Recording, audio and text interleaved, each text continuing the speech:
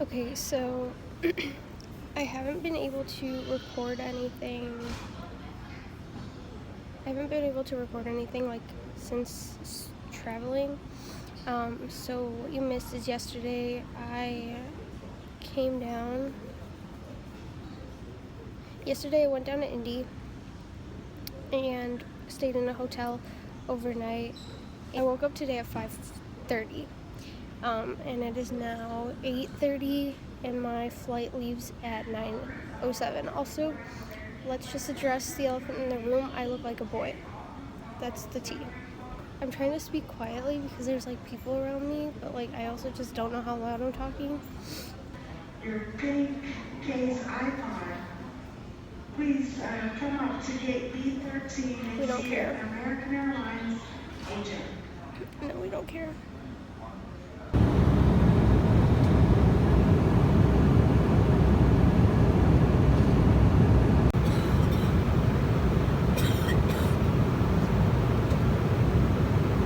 So hopefully you can hear me. I just landed at DC and it's kind of windy outside. I went outside. This is like a smoking area, but I'm not smoking. But yeah, so I just have like a few hours until I have to meet, like until I have to take the shuttle to like go to OCS. So I don't know, man. I really just didn't want to go yesterday. Like I went to my hotel, and I originally found out that the hotel was booked for like 2 people to stay in one room, and I was like, no, I'm not doing that. I'm not sharing a room. And then literally just got the hotel information last night because no one ever bothered to send it to me. So I got it at the very last second, and then I decided I didn't want it, so that's what happened. And I think there's people watching me talk to myself. It's fine. But yeah, so I have to just take the shuttle. I might try to fix my hair before that. But I have to take the shuttle to OCS, and then I don't know what I'm doing when I get there.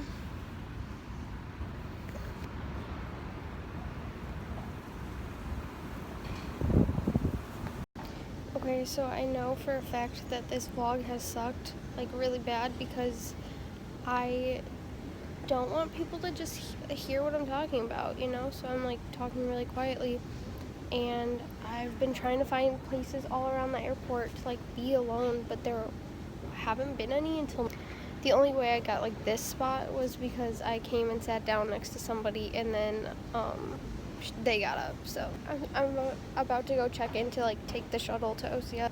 It's a 30-minute drive from DC to OCS, so yeah, I don't know. I really want to go to sleep, so like I'm worried if I get there early, will I have to do like a whole bunch of stupid shit, or will I get to just like chill until everyone comes? So that's my dilemma right now, because I'm like, I could just stay in the airport until 1900, I think, which is literally 7 hours from now. So I think that'd be stupid. And then I'd get like be one of the last people there, and then I'd probably get yelled at. So I think I'm gonna head over now and hope for the best. I'm gonna try to tell the whole story while I'm like here, because I haven't been able to like tell it to you, like tell you the whole story yet. So yesterday I didn't get my hotel information until yesterday, but so I was texting my OSO and I was like, hey, I never got my hotel information, because I just assumed that they would give it to me at the last minute, because that's what they did for maps. And I got my hotel information the day that I had to go down to the hotel, which I didn't do. And then so I just started driving down, but I was driving with my mom, because like I already made plans with my mom that she was going to take me to the airport and drop me off in the morning. And then I finally got my hotel information, and my mom was still with me. So we just like did our own thing, and it was fun for the little time. We started driving down to Indy before we even like knew if we had a hotel or anything. We were like, you know what, worst case scenario, we sleep in the car. And I'm like, whatever, yeah, that's fine. Because I didn't know that like I could drive to the hotel and then there would be a shuttle, because I don't get told anything. And also then that means I would have had to leave my car at the hotel for 6 weeks. Some lady just walked by. I played it pretty cool. But okay, so I'm extremely awkward in public, talking to myself, like vlogging. So I never really finished this. Actually, there wasn't really a chance to finish. Right after I finished this video clip, I got up and walked to where I needed to go to get the shuttle. That I could get the shuttle anywhere from noon to 1700, which was true. But I walked in. There was like a part in the airport where you like have to sign in, and there's already like freaking master sergeants and stuff. Like, they didn't yell at you or anything. But I was like, ugh, okay. I didn't know their rank. And so we had to sign in. I didn't know any information. They were like, what company are you? I'm like, I don't freaking know. Because again, I don't get told anything. And so I signed in at 12:30. There were already so many people there, and I'm like, oh my god, like everyone's sitting down. I did find one other guy though, like in the airport, so I walked in with him, but he like knew what he was doing. I'm like, okay, great. Already I'm like fucking stupid. So we put our bags down like all in a line by the wall, and then they had like food and like drinks and stuff like there. So we just sat and waited for the shuttle. And then I think we got on the shuttle at like, there was like the first like increment of people, they were all basically, so they got on the shuttle first, and then there was like a second bus that came like 30 minutes later. Like, they basically just bussed us back and forth, and I was on that bus with the girl I knew from my school, which was nice. And everything just gets crazy from there. The bus ride was fine. I was sitting next to this guy that like was so annoying, like so annoying. And I'm trying to think back, like the people that I saw in that room, like if I like remember them actually like at OCS, but I really just like that guy. I don't think I saw him again, but and he was just so annoying, and he was sitting next to me, and it was like hot, and I was just like, I already didn't want to go, like, but I couldn't turn back, you know, so it kind of sucked. But I'm glad I didn't, actually. I'm glad I went through with it and finished OCS, and there will be a part 2 video to this, which is kind of fun. Like a 30-minute bus ride to OCS. Right when we get to OCS, shit goes down. We are rushed off the bus, yelled at by all these gunnery sergeants and whatever. I don't even know who. I remember a corporal. I didn't know he was a corporal at the time because I didn't know any ranks. Like, you know, but he helped me with, he helped me like right away. But there was this gunnery sergeant that was rushing us off the bus. Then we had to get on the yellow footprints and stand there, and then we had to take, they all gave us like a thermometer strip. We had to take our temperature. I don't think anyone was sick or anything. But we had to do that right away, and put our bags down, pick them up, put our bags down, pick them up. It was just like crazy stuff. My grandpa calls it like Mickey Mouse stuff. It's like they lead you through everything, and that's how the first few weeks were. But then the first thing we got issued were our Camelbacks, because, you know, they can't like make us be dehydrated. in Quantico in the freaking heat. So we got our camelbacks, and that's when the corporal helped me out. He, like, cause I'm so stupid and confused. I've never used a camelback before, and they were like put the straw. We had to put it together, and like, so we had to unwrap them, put them together, and all this bull crap. And he was like, they were like, put the straw down and bring it up to the side, and I'm like, oh, what the fuck are we doing? And the one corporal basically helped me out with the entire thing. The next thing that we did, we had to go to this warehouse, and with all of our bags, we had to go to this warehouse and we got a bag with like a pillow and a blanket, and then we got our Gore-Tex, which is just like a cold weather jacket, but that was like, by the way, by the end of the 6 weeks I hated that thing because it was so hot. We wore them when it rained, but it was so hot because it was a cold weather jacket. So anyway, so then we did that, and then we had to sign in and do some paperwork that we got issued our Gore-Tex and our like something else. And again, I'm not good with paperwork, and I messed it up, and I kept getting yelled at, and it's fine. It's really fine. I'm not a stupid person, but like, I just get confused easily, very easily. I think we got on a bus next, but we did have to do like a survey, but I don't think we did the survey the first day. I don't remember. But then we got on a bus to go to where we were living, so like the barracks. And that was also crazy. We were rushed off the bus again, and I, being the stupid one that I am, left a bag on the bus.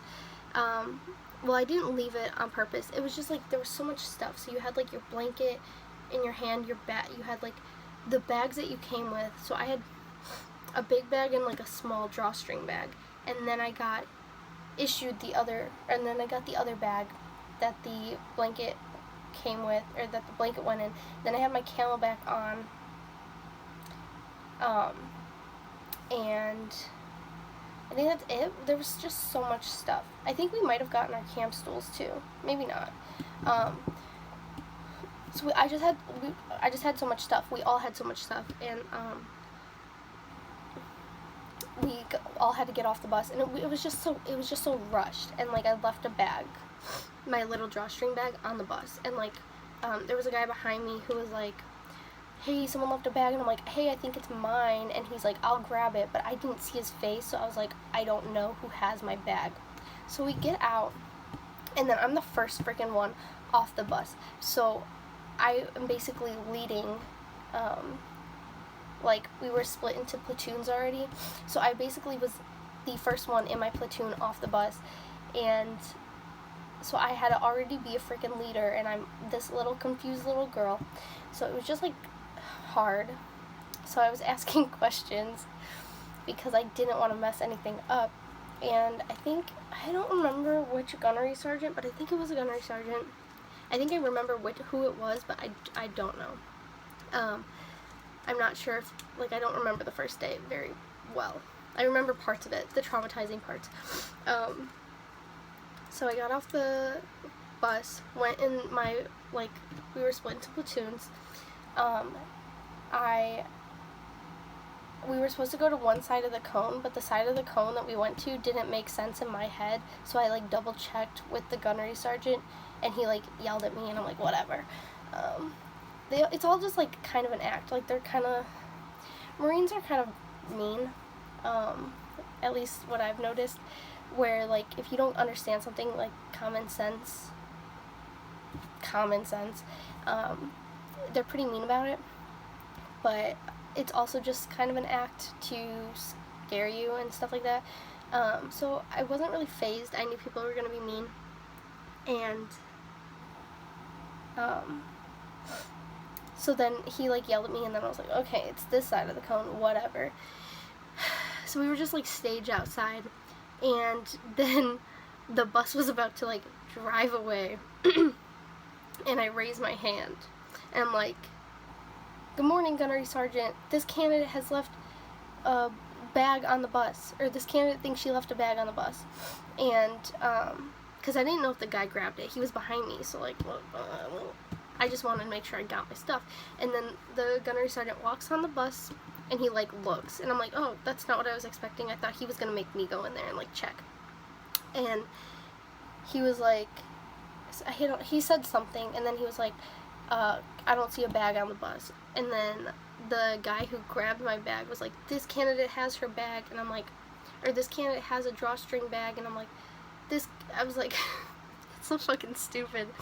I was like, it's this candidate's bag. I don't know what I said, but we couldn't say we had to say "this candidate."